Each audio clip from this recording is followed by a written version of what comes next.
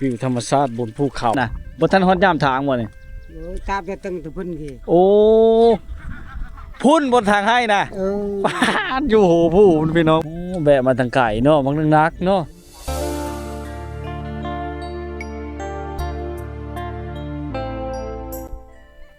ครับทักทายชาวบ้านดี FC ทุกคนนะวิดีโอนี้เฮากับพาพี่น้องมาเที่ยวชมภาพบรรยากาศแล้วก็วิถีชาวบ้านนั่นเนาะบ้านตะโลนะจุดสูบเจกทูบเนาะเขตภูเขางามธรรมชาติเขตนี้เขาเฮ็ดหน้าแซงพี่น้องเฮ็ดหน้าปีแล้วก็หน้าแซงเป็นจะใช้น้ำลิ่นเนาะนี่ในบรรยากาศอันนี้เป็นเฮือนเขาเจ้าเนาะหลังเดียวเลยในวิวเข้มภูเขาเนาะหลังเดียวเลยได้พี่น้องเอ้ยเขตนี้เนาะข้างนั้นก็จะเป็นพระทางข้างนั้นก็จะเป็นนั้นเฮือนชี้5หลังคานึงได้เป็นคุ้มเนาะอันนี้เป็นคุ้ม2หรือคุ้ม3นี่แหละพี่น้องได้ภาพธรรมชาติที่สวยสดงดงามเนาะในบรรยากาศยามแรงๆเขาเจ้าดำหน้าแซงบ่ทะเลโอเคนี่ก็เห็นหน้าแซงแต่ก็บ่หน้าเขาเจ้ามันเป็นทงบ่เพ่งเด้ทุกคนใช้น้ำลิ้นมาจากภูเขาตูนธาตุอยู่เนาะภาพบรรยากาศยามแรงๆ4:30 5:00 นมื้อนี้คือว่าโอกาสดีที่ได้เห็นแสงแดดแสงตะเวนเนาะส่องลงมาแดดภูเขาเขตนี้ชนหลายสัตว์ชาวซิ่งเขาก็เลี้ยงอยู่แต่เขาก็บ่ค่อยได้แล้วเนาะบางคนก็ปล่อยนะเฮ็ดเขาเจ้าเฮ็ดโหดีเนาะหน้าแซงเขาเจ้าดำที่ได้พี่น้อง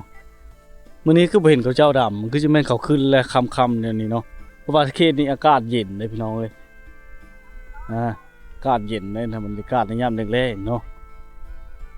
ชมวิวภูเขาทางนี้จะเป็นทางขึ้นโรงเรียนแล้วก็ทางขึ้นบ้านซบเซลูหรือซบสลูบอกพี่ช่างบ้านลูเซเลียพี่น้องบ่าวผิดเนาะบ้านลูเซเลียได้พี่น้องเอ้ยขึ้นบ้านลูเซเลียเนาะพุ่นแหละใส่แดดลาวเวียดนามพุ่นเนาะ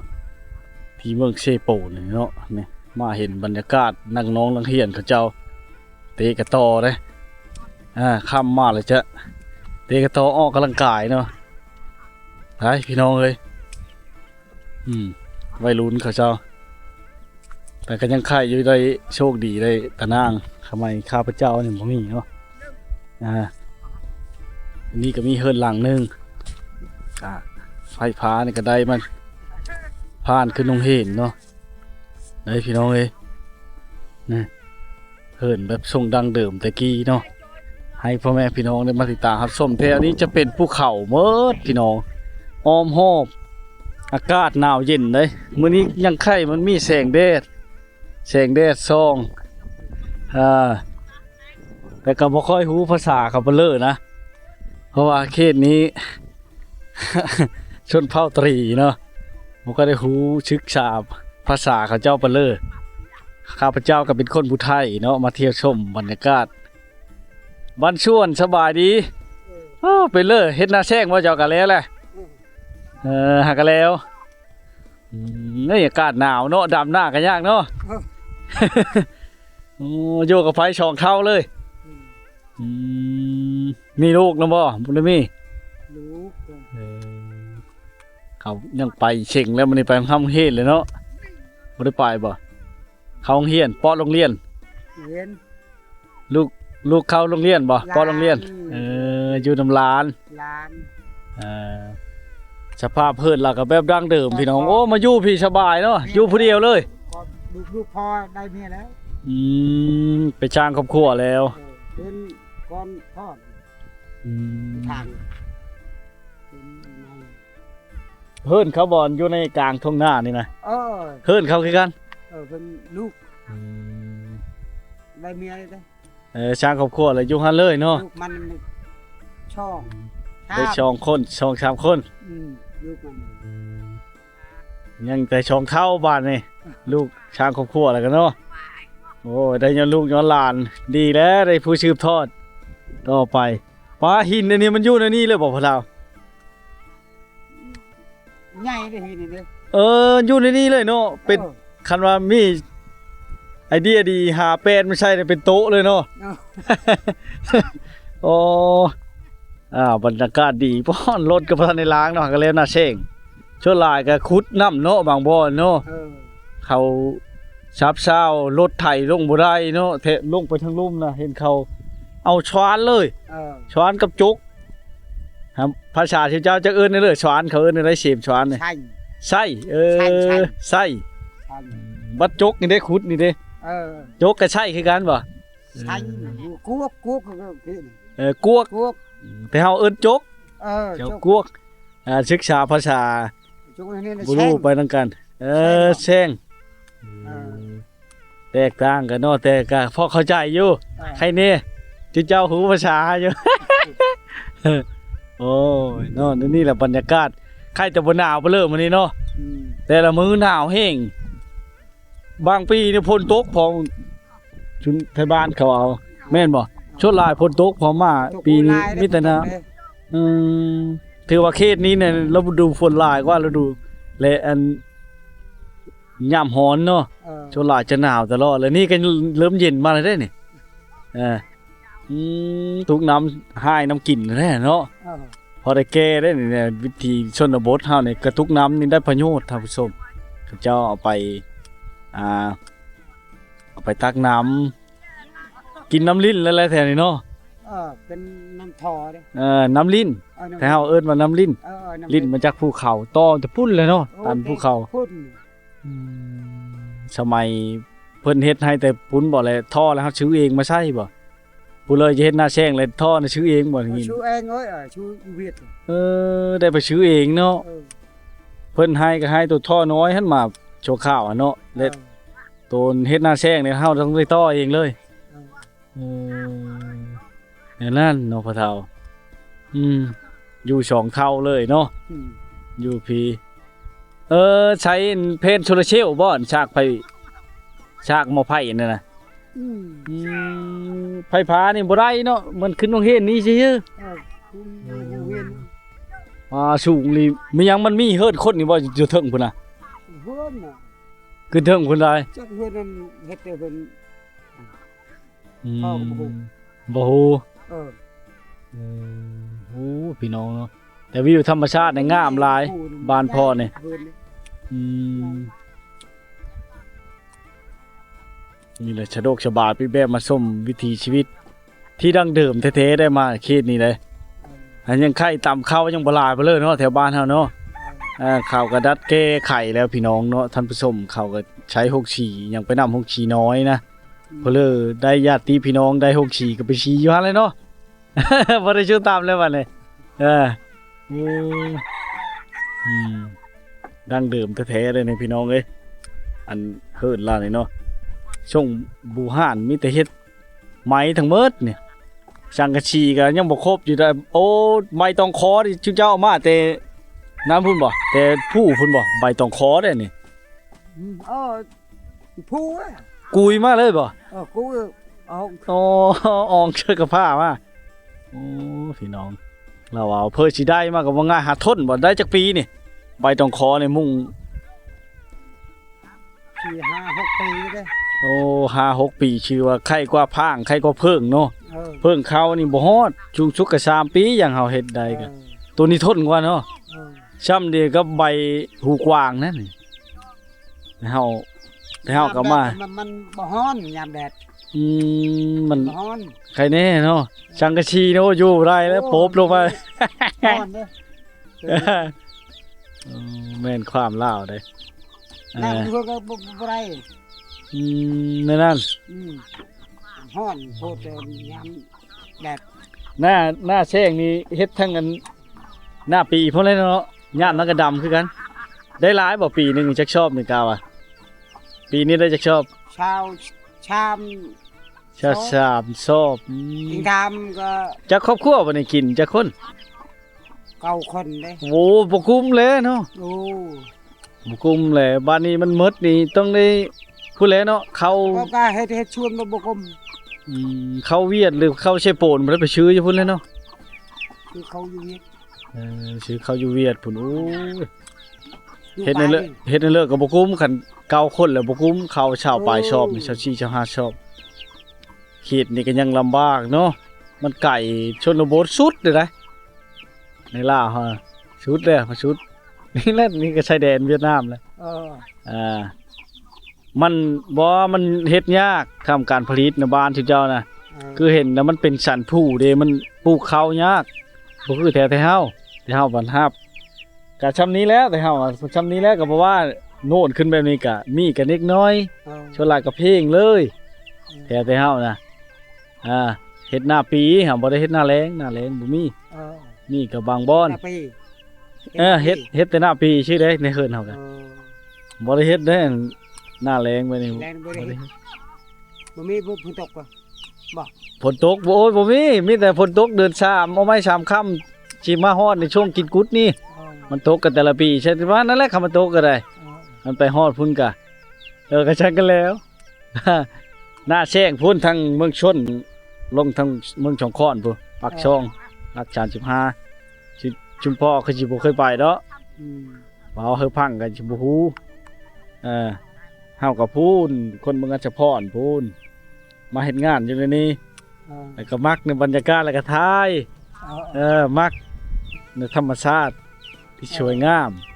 เธอมีผู้จะเบิ่งจะชมบ้านเฮาเป็นนั่นเลยนี่แหละชีวิตการเป็นอยู่กะแบบดังเดิมไปชิเลอก็อองกระผ้าบ้านที่เจ้าเห็นเยอะๆย่างเยอะๆคำๆมาแล้วขย่างมาเขามาแต่ดำหน้าช่วยพี่น้องเนาะแต่นี่ช่วยเดียวเนาะบ่ได้จ้างบ่บ่ได้จ้างเนาะแต่ละเธอนั้นมีแต่ช่วยเดียวเนาะพวกเราช่วยได้ช่างกินแรงวันนี้ได้ช่างกินแรงแนวกินแรงไงกินข้าวจ้ายังบ่ได้กินบ่แล้วจ้าสิได้จ้ากับยังมื้อแรงได้แนวกินยังเข้ามายังบ่ฮู้เลยยังบ่จักกินผักกินสุกแปลกคันผู้เลออยากขายเป็ดขายไก่ก็ไปขายให้นี่ในนี้แหละอยู่ชมแน่อยู่ชุมแล้วตาอยู่นี่แหละอนุเพชรจะอยู่ชม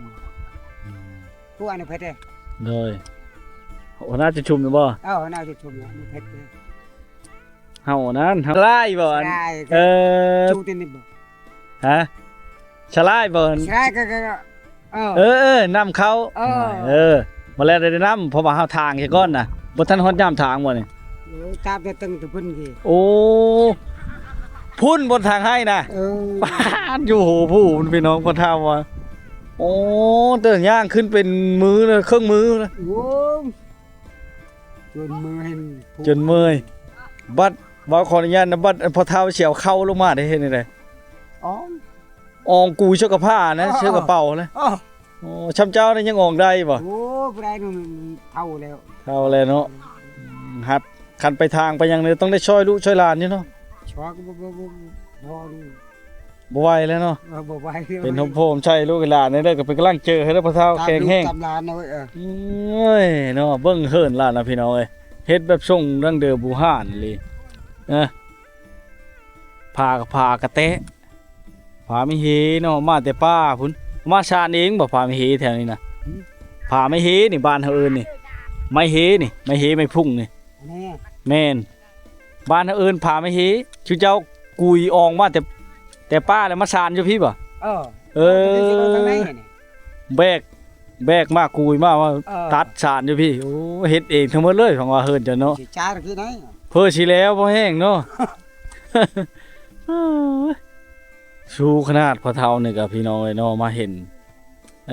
นี่แหละบรรยากาศเฮิร์นเราก็ดูหลานบ้านเฮาเลยเนาะเตตอแช่ๆนี่แม่นบ่นักเรียนนักเรียนเขานอนอยู่นี่บ่นอนอยู่นี่โอ้นอนพักอยู่นี่เลยโอ้องเห็นหลังใหญ่สมควรเนาะมันมีแต่คนลาวบ่เห็นนี่นะเอานี่สุดท้ายเที่ยวนี้เขาเว้าภาษาเวียดนามได้สบายเนาะแต่เฮาบ่ฮู้เลยแต่เฮาแล้วเวียดนามบ่ฮู้ได้ค่อยแล้วแหละภาษาสิเจ้าก็ค่อยยังบ่ฮู้หลายมีแต่ตะดังแล้วนะแต่ไปพระนั่นเขาบ่เข้าใจเฮาเลยเฮาเว้าภาษาพุทธไทยนี่เขาบ่ฮู้เลยไปพระ ทั้งบุญไปทั้งบ้านลาก บ้านลาก มีหูเลยคันหูคันประชาเวียดนามหรือหูเขาว่า บ้านลากบ้านจิตุบ โดย อันนี้บ้านทะลุอัน วันตะลุ คุณบ้านกอก มันก็เขายังบ่ทันได้ไปจักคือเฮามันมาหลายคำก่อนตลอด เออ ก็เลยบ่ได้ไปเออโอ้ยเนาะนี่แหละชีวิตการไปอยู่ของพ่อเฒ่าอยู่กับเมียพี่น้องเอ้ยแต่ละมื้อนี่ แต่ละเธอนี่เนาะเวลาได้ลูกชายเลยจะได้เอาเมียมาเฮิ่นเนาะ อืม ฮีดเขาเจ้าเนี่ยพี่น้องแต่ประเพณีเนาะแต่ก็ได้ช่วยเลยพ่อเลยแม่แล้วก็ไปนอนอยู่หน้าช่างหลังจากช่างครอบครัวแล้วเนาะ เออ มาเห็นสภาพเฮิ่นแล้วก็คือเห็นนั่นแหละพี่น้องเอ้ยก็ยังลำบากไปมาก็เดินย่างยังใช้ใบตองขออยู่ในบ้านเราเนี่ยพี่น้องเอ้ยแบบดั้งเดิมทรงโบราณแท้ๆเนาะให้ได้เบิ่งได้ชมอยู่คือเห็นนั่นแหละโอ้ยพี่น้องเอ้ยเนาะใบตองขอเรามัดไว้นะพี่น้องเอ้ยสภาพครอบครัวชีวิตการไปอยู่เนาะต้องได้เอามาจากภูเขาทั้งหมดเครื่องเฮิรนแล้วนี่เนาะสร้างมาเนี่ยไฟฟ้าก็ได้แต่สายมันเล่นกาย บ่ได้ช่างชองนี่เฮ็ดหน้ายังบ่แล้วคักอยู่เนาะนี่ตัวนี้เด้อฉะบ่มีกาดำบ่ เออ มันมีกาดำกามืดบ่ ตามหมด แล้วสิไปเอามาได้ใช้ฉะดำบัดนี่ หืม สิเอาไปเอามาได้ใช้ดำนี่1 2 3 4เฮ้อพุ่นเด้ชี้ให้พุ่นนี่ เออ ชี้ให้หน้าพุ่นเด้อเฮานี่บ่ได้ดำเลยบ่ป้าเลยบ่ หาเลยเด้ โอ้แต่เสิได้เนาะของไผก็บ่เหลือบ่คอกันบ่ได้บ่แท้นี่ขอกาดำหน้านี่ถ้าเฮาเอิ้นกานี่สิเจ้าดำใช่แล้วนี่ กา สิเจ้าเอิ้นได้ได หมาอ่ะ มะมัน หมา มะ คือนี่ เลยแถวนี่ขันน้ำได้น้ำแบบนี้เขาเฮ็ดหน้าบ้าน เออ เขาจะบ่ดำแบบนี้ได้เขาจะเฮ็ดหน้าบ้าน นั่นแหละลามาจะเวียกแล้ว หัวหน้าจะชุ่ม ช่ำกันบ่อันดอนชื่อนะไปแต่นี่ไปหาเมืองเชยโปนก็70กว่าลักแหละแต่นี่ไปหาบ่อนชื่อเครื่องทางเวียดนามนี่ก็70กว่าลักคือกันเนาะ กันพอเทือน ขึ้นภูขึ้นผาคือกันกับมันเมืองเชยโปนนี่บ่ไปทางนี้กะ เออ ไปพระนาทิทางเนาะโอ้มาเขตนี้เนี่ยมาได้แต่ในยามฤดูแล้ง อืม ขันฤดูฝนแล้วมาไม่ได้นะยันน้ำท่วมทางกับวันนี้วันนี้ทางเจินทางอย่างนี้เนาะยาก โอ้สบายแล้วนอนกับมายะเนาะโอ้เฮ็ดไปเลยเด้แม่เฒ่า ลูกไม้ก่อนหนึ่ง เฮ็ดกินเอาไหม อืม เอาบ้างเนาะใครเด้อจุเจ้าหูประชาผู้ไทยเนี่ยเอาผู้ไทยกับหู โอนโห อ่า น้อย พอได้เว้าเข้าใจกันอยู่ ดูโบราณจะมันโอ้โห โอ้ยคือเดียวนี่แหละเว้าก็คือกันนี่แหละ ลูกไม้นะ เออ เต่าอ่ะ โอ้ยเฮ็ดอยู่เฮ็ดกินเนาะยามนี้ยังใครได้หน่อไม้ถงกันเลยเนาะอันบ่เฮ็ดหน่อไม้ถงไว้แล้วก็แล้วบ่มีแนวกินเลยแถวบ้านที่เจ้านี่หากินยากแล้วเห็นแต่เขากินผัก เออ ปลาเช่ก็มีหามันเอาบ่ได้เนาะ ออ เฮ็ดนั่นเลยปลาอยู่แต่น้ำพุ่นถ้าลงไปมันก็บ่ได้ถ้าลองเบิ่งมาลงเขาแถวบ้าน โอ้ยว่าหนาวจน เห็นมันนำมันคนเวียดแล้วเฮ็ดขำอยู่ โอ้เควินก็มีค่ำคือกันเนาะ อืมคนเวียดแล้วเฮ็ดคนอยู่ มันก็เลยคุ้นเนาะ อืม พี่น้องเลยเนาะแวะมาแต่ป้าเป็นแบบเล่าวนี่เนาะมาอันเทศเทินน่ะเนาะ เฮ็ดเฮ็ดอยู่คน ลากก็เมยเทินคือกันเนาะโอ้ป้าแวะมาแต่ภูเขาพุ่นบ่นี่น่ะโอ้เติบวันชวนสบายดีฮะโดยเอามือให้เทินแล้วนี่เนาะโดยแวะมาทางไก่เนาะมักนักๆเนาะ ตายแล้วโอ้ยเราเนาะเมื่อยพี่น้องเอ้ยให้กำลังใจเด้อชูๆเด้อ โอ้พี่น้องนี่แหละยามแดงๆวิถีชีวิตเขาเจ้าเนาะต้องได้ก่อนจะได้เฮิรนในชาติต้องเบะตัดเอาไม้อยู่ผู้ปูนบักไก่พุ่นนะย่างลงมาเนาะการเฮ็ดหน้านี่ก็ชั่วลายได้ถ้าได้รถไถหน้าก็สะดวกสบายเนาะบนชีวิตบนดอนพี่น้องวิถีชีวิตบนดอยบนภูเขาเนาะก็ลำบากไปนี่แหละพี่น้องแต่ว่ามีวิถีชีวิตแบบดั้งเดิมเนาะคือกระเจ้าแหละบ่ได้แด่นดิ้นรนนี่ช่างสะดวกสบายไปอีกแบบนะมีกินก็กินไปแบบธรรมชาติหาอยู่กินแบบธรรมชาติเนาะได้มาสัมผัสตัวจริงก็ถือว่ามีความสุขไปอีกแบบพี่น้องเป็นวิธีดั้งเดิมแต่ขี่ไปใส่กันย่างมาใส่กันย่างส่วนหลายเขตนี่คนภายนอกบ่ชูได้เข้ามาได้พี่น้องเอ้ยเพราะว่าประมาณเข้ามาได้แต่ในยามฤดูแล้งเนาะคือเห็นนั่นแหละผู้เลอยากช่วยเชื้อผ้าหน้าแพร่หรืออย่างต่างๆเนาะติดต่อมาพี่น้องเลยเอามาช่วยเลยเพิ่นคือเห็นเนาะไฟพากันยังบ่ได้เด้เขตนี้ได้แต่เป็นบางเฮิรนบางหลังคาชื่อพี่น้องดอกไผ่ที่เล่นอันนี้เนาะมันได้น้ำหงเห็นนั่นพี่น้องกับไผ่พาเนาะแถวบ้านแล้วนี่มันยังบ่ได้คู่เฮิรนนะชีวิตกาเป็นอยู่เนาะคือเห็นสภาพในชีวิตกาเป็นอยู่ของข้าเจ้าก็หากินแบบธรรมชาตินะการดำรงชีวิตกับแบบเรียบง่ายบ่ได้มีการดิ้นรนนี่ช่างพี่น้องเนาะ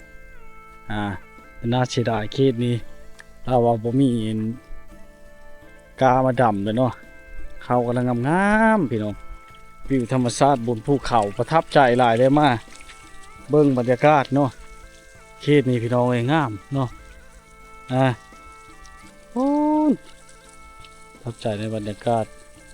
ที่ชีวิตการเป็นอยู่ของเขาเจ้านี่เนาะ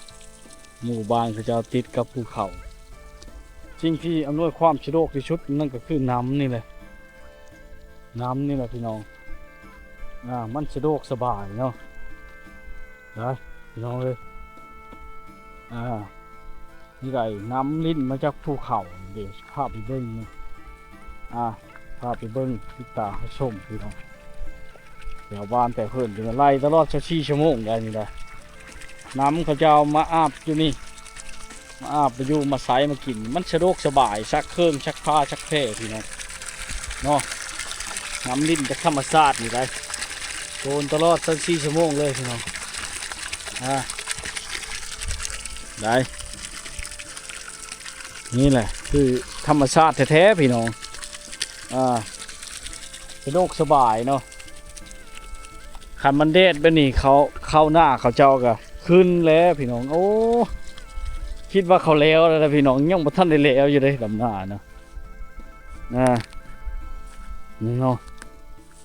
แถวภูเขาแถวนี่มันก็นั่นเนาะหญ้าแถวขั้นหน้านี่ดกพี่น้องเลย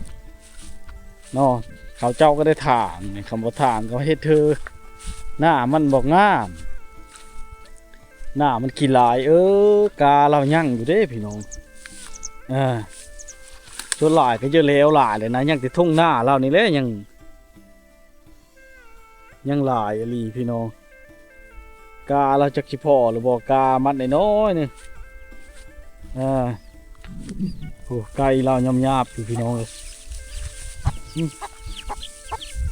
มันคือจิตกใจแล้ว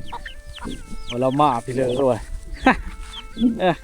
จำนี้ก็อากาศเริ่มเย็นแล้วท่านผู้ชมเอ้ยฮอดจำนี้แล้วเริ่มเย็นลงอากาศนะบ่คือแต่เก่าเลยเนาะเราดำหน้าผู้เดียวเลยนี่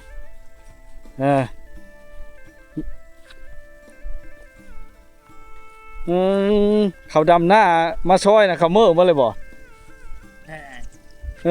คำจำนี้แหละเขาเมื่อแล้วเนาะมื้อนี้น้องดำคนเดียวเลยมีเพื่อนมาช่วยโอ้ยังลายมาบนี่ยังแต่หน้าเจ้ามืดหมดนี่นะโดยโอ้สบายแต่น้ำเนาะสะดวกสบายเลยน้ำลิ้นโตธาตุอยู่กามันน้อยหนึ่งเราดำหน้าพี่น้องชมบรรยากาศนิยามแรงๆเราดำผู้เดียวมื้อนี่ โอ้นี่คือวิถีชีวิตเขตชนบทเจ้าดำหน้าบางคนก็มาซอยกันหลายคนแต่มื้อนี้ผู้เดียวเลยเนาะเอาย่างแล้วบักเยอนึงเนาะ ดำมันดำที่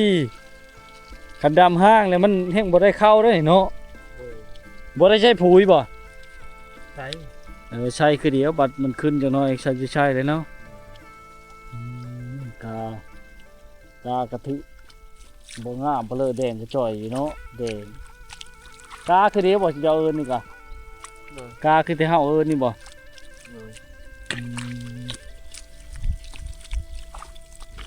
จอนแต่วิวธรรมชาติบ้านเขาเจ้าพี่น้องติดกับภูเขาเนาะอ้อมหอบเลยบรรยากาศยามแล้งที่สงบสงบบรรยากาศยามแล้งที่เงียบสงบเนาะเด็กน้อยก็เจ้ามาจะใช้กลับได้อพี่น้องเลยยามแรงๆนี่เนาะดูแต่ได้หาอยู่หากินเด้อชนบทบ้านเฮาเนาะหาอยู่หากินแบบธรรมชาติ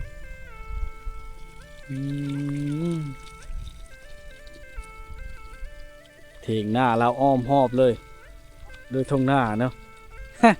เถียงหน้าก็แม่นเฮิรนก็แม่นพี่น้องเราอยู่ประจำเลยนี่เนาะโอ้ยดำหน้าผู้เดียวเนาะงูขมุมเมียปัญญากลูกเช่เนาะจักจะไหนจ้า เรียกไปเอาเอง เปล่าแห้งเขาก้อนโอ้แสดงว่า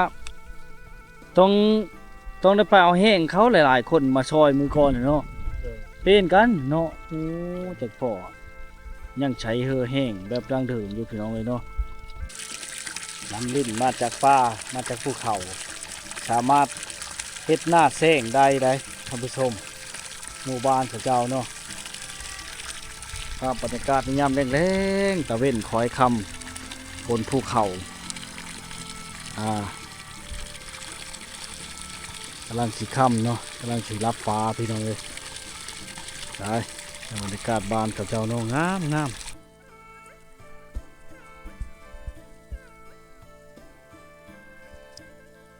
เฮิรนกับเจ้าอยู่กลางทุ่งนาเนาะเฮิรนกับแม่นหน้ากับแม่นท่านผู้ชมในบรรยากาศที่